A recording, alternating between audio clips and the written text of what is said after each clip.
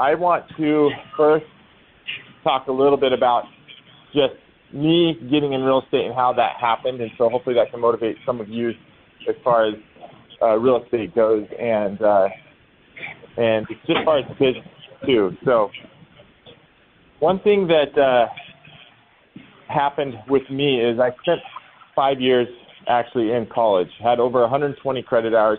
I actually didn't ever get a bachelor's degree, just studied a lot, went to college, had several jobs working through college. And so one of my jobs through college was working in the family restaurant business.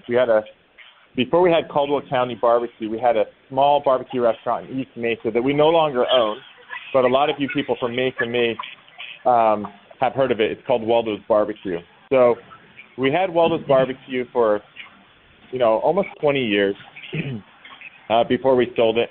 And my dad really ran that. I was a 14-year-old kid. So that was kind of like the family restaurant. And we ran that restaurant, and I worked there through college. I also did a whole bunch of other little things. I started a couple of little companies, a coupon company, a window washing company. And so I always felt like I had 3 or 4 jobs just working through college and to get through college. And I just really didn't have any guidance as far as like what I wanted to do when, I graduated. And so I had a lot of friends that were going to dental school, and they were studying dental. And so I was kind of going down this biochemistry path of hey, I'll just be a dentist. It's kind of what the friends are doing. I didn't have a lot of passion towards it early on, and I just kind of fell into that and just kept moving towards studying dentistry. And so basically, I continue working, continue getting college hours. And because I worked full time and I just didn't have any college debt, I didn't take out loans. I was able to get some Pell Grants and to cover paying for school. And because I had 3 or 4 jobs, I just paid for it and figured it out. And as time went on, I was getting closer to being done with just regular graduate school, and I needed to make a decision if I was going to go to dental school. So I actually ended up taking the DAT, which is the test to get into dental school, and I was on my way out the door. And it scared me to death to go into debt because I just was debt-free, worked several jobs, like I said. So I had a relative get home from dental school with $300,000 worth of debt, being at dental school for 4 years.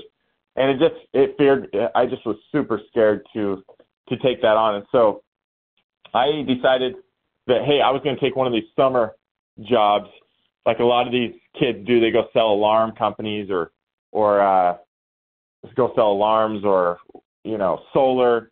And you hear of these kids going and making $50,000, $60,000, $100,000 in one summer, just making really, really good money. And then they go back to school and study and just focus on school. So I wanted to go take a summer job and save up and put some money down on dental school. So this was in 2004, 2005. And if some of you remember the real estate market back then, it was warming up to be a crazy storm. And I had an uncle who actually was the first guest this week, Tom, who was running a successful real estate company. And they were just a property management company doing some acquisitions at the time and just kind of, getting going. Actually, they were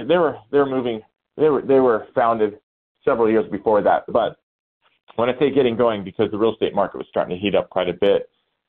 So he said, come join the sales team and sell real estate. So I'm like, heck, I don't have to take some crazy sales job knocking doors, selling solar or alarm systems, security systems.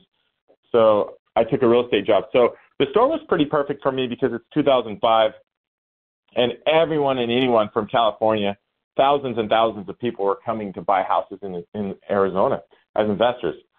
And it just really started to push up the real estate market. And, what happened after that, people were buying 5, 6, 7, 8, and they really started to feel the crunch and the economic, it just fell. So 2009 is probably what most of you remember, if you were around back in 2009, is like the big fall. And it didn't really catch up to itself for a couple of years. The biggest year of me buying actual foreclosures was in 2012. It wasn't 2009. It was a few years after that. 2012 was, I think, the biggest year for as far as people getting their houses foreclosed on and investors really buying a lot of really cheap property. So just to back up a little bit. So I ended up taking that job from my uncle, and I ended up buying something like 20 rentals in the first little bit.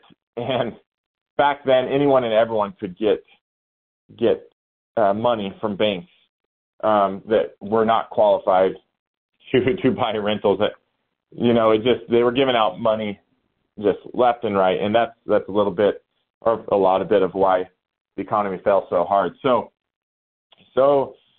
anyways, I just took that real estate job, and I didn't look back. I didn't go back to dental school. Obviously, I'm sitting here still in real estate, and you've heard a lot of people say, hey, you know, real estate is my day job. And I always say that because I've got other businesses and other ventures based on and around real estate, and as you know, the barbecue restaurant too. So that's a little bit about me and my story getting into real estate that I wanted to cover this week. And it's just kind of interesting how life goes, and you have these plans and goals, and what happens is a lot of times different. And so you just got to make the best of it. And, you know, it was obviously really good for my first few years of real estate. 05, 06, 07. I mean, I felt like I sold a couple thousand houses to people from California that in turn turned those into rentals. And life was really, really good. I was 25 years old at the time, selling a lot of properties. And of course, I'm not going to look back. So then what happened after that was the great fall, the biggest economic storm that we can remember, besides COVID. So what happened after that is, you know, we couldn't pick up houses no longer just on the regular market base. You know, we got priced out before the fall, and it just didn't make financial sense for investors. And everyone obviously just turned the faucet off as far as buying investment properties. And that's been my specialty since day one, is helping investors buy cheap properties as investment properties for flips, rentals, what have you.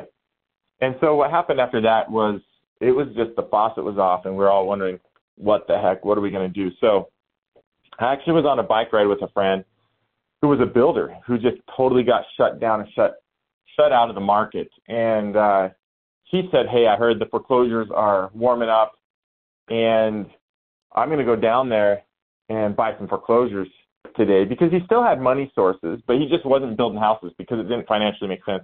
He said, I'm going to go down there and buy foreclosures unless you want to. I'm like, heck no, I'll be there. I'll call you. And so that's how it started. I'll have to get him on the line, and we'll have to chat a little bit about that conversation in depth when I have more time. But I went down to the foreclosure auctions and have been down there ever since. And this was 2012. So it's been a great journey of helping people buy foreclosure auctions. Likewise, auctions are every day, Monday through Friday. There's only so many houses you can buy at foreclosure auction. You know, 2012 is crazy. We were buying what felt like 10 to 15 houses a day for a few years, cleaning up the foreclosure market. And I was helping clients buy those houses. And it was a really, really good time. So anyways, I just want to give you a little bit of my background of how I got into real estate and how I fell into it, and a little bit of my journey. And I'd love to hear from some of you guys in your journey also, as far as real estate and how you got into it, or other businesses, or whatever other questions you have. So if you were listening to this call and you're not like a part of real estate, make sure that you join my email list. That's the most simple thing you can do. Shoot me your email, or just go to spencercaldwellaz.com and make sure to subscribe to my list. Also, my Twitter is an awesome resource. You want to make sure that you are on, I guess it's called X now, and you're following us there, because we actually post any of the deals that we get live right there. So the investors that are totally on it, they put their notification on their phone, and they receive these properties live as we get them in and processed. And it's all about buying low and selling high. So anyways, it's Friday. Thank you for listening today. I'm going to try to open it up one more time. Spencer, I got a question. Yeah. You talk about getting started and how you got started. If someone's just getting started, what's a good amount of money to start with to invest in houses? Like, what's a goal for me to save up or put to the side to start investing into real estate? Because obviously I still have a full-time job. I still have a family that I have to provide for. So what would be a good starting point? I love it. Thank you for the question, and thank you for being brave and speaking out. That means a lot to me when I'm putting the effort in these mornings. So I think a good starting point would be, like, I would be super, super comfortable for you to have around $50,000. And with $50,000, I can teach you how to buy a pretty decent flip or rental. And if you don't have the $50,000, obviously just if anyone, save up for it. Or what you could do is go to a family friend or someone that does have the $50,000 and say, hey, I'm getting mentored or coached by Spencer Caldwell. He's helped thousands of investors buy investment properties, and you now have the knowledge to do it, right? And then you ask someone else to bring in the cash because now you have the knowledge, and I can help you set up joint ventures or partnership agreements to make sure that they are safe to go into business per se with you and be your partner in flipping a property or rental. I hope that helps. Did that answer your question a little bit? Yep, that was perfect. Okay, cool. Thanks for speaking out. What was your name? Cody. Hey, cool. Hey, right on, Cody. Good to hear your voice, man. I didn't recognize you right off the bat. Oh, you're all right, dude. That's cool. How's everything going? Good. Good, really good. That's awesome. Thank you, Cody, for speaking out. I'm going to ask one more person if they want to speak up and ask one more question. It is 8:45. Now just turned 8:46, so I'll let one more question fly before I close it down and let you all go to go have a beautiful Friday. I have a question. Yes. What was your name? Bobby. Cool, Bobby. What's the question? So I follow your foreclosure list, and I'm just curious, like, so if I find a property that I like in the on the PM list, I kind of do my research. Then do I contact you that night and say, hey, Spencer, I'm interested in this property? And then, like, I'm just curious, like, having the funds ready to go, if, I need to hurry and get hard money, or if I have to have that amount in cash, or just, like, how that process works. And just, like, do I say, if the house is worth $200,000, but the opening bid's at $100,000, I say, okay, I'll want to bid up to $150,000.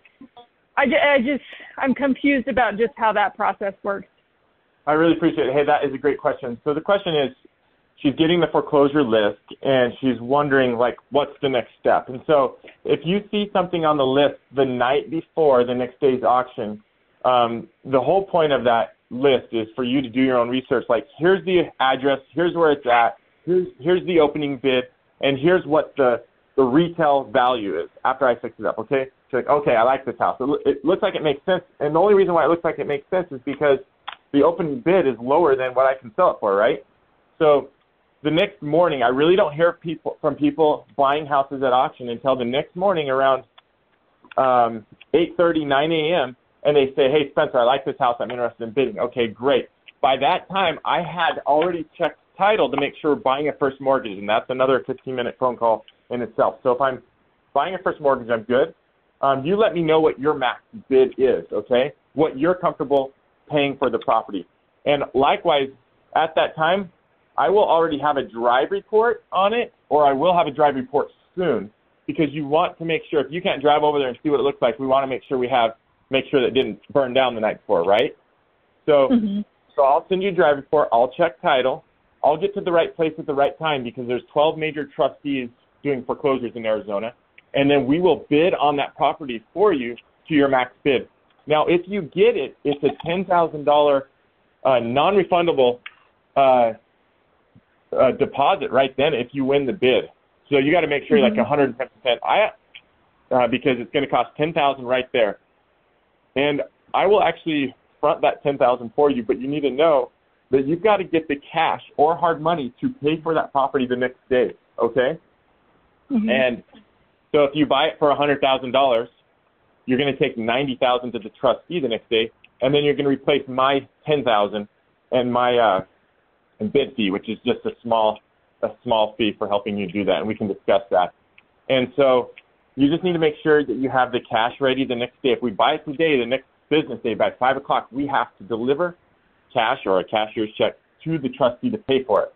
And so you need to make sure to have your cash lined up. And if you don't, then I can get hard money for you. But you need to have roughly 10 to 20% down of the winning bid. So if you end up buying it for $150,000, you need to have $15,000 ready to go, right? And so. Yep. And then I can get the remainder of the payoff for you. But if you get hard money, not only do you need your down payment, but you also need to make sure that you're saved money to pay for the hard money during the rehab and to pay for your rehab, right? So I hope I went into a little bit more detail than I probably should have, but I hope that helped. No, I needed that. One real quick last question. I noticed some of them are highlighted red. What does red mean? Great question. Like on so red just means I got some more research to get done because I didn't like what title said, or I'm not liking title, or title said it's the second mortgage. So I've got to do some more research to make sure it's clear for us to bid. And so that's my job, is to make sure that we're safe to bid on the property, as much as safe as possible. So hopefully that helps. Yeah, I want to buy one with you. So. Okay, yeah, what was your name? Bobby. Bobby, thank you, Bobby. Yes, make sure to text me. My cell phone's all over those lists. Text me any more other questions or reach out to me, Bobby. Great question. I'm going to wrap it up. If anyone else wants to speak up and ask questions in the future, I'm going to do this most likely consistently on Fridays. And, hey, I really appreciate all of you guys tuning in, and I hope that you guys have a wonderful, beautiful day. Go out there and make something happen. Have a great Friday. We'll see you.